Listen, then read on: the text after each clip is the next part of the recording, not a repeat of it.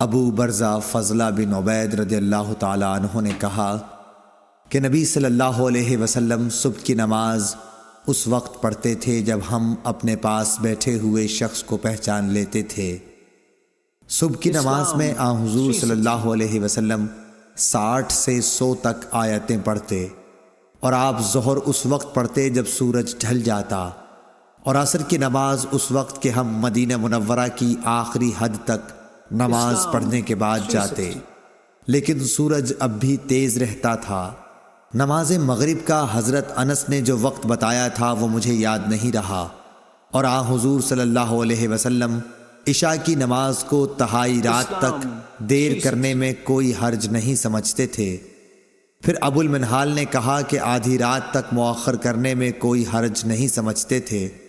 اور معاذ نے کہا کہ شعبہ نے فرمایا کہ پھر میں دوبارہ ابو المنہال سے ملا تو انہوں نے فرمایا یا تہائی رات تک۔ صحیح بخاری حدیث نمبر 541۔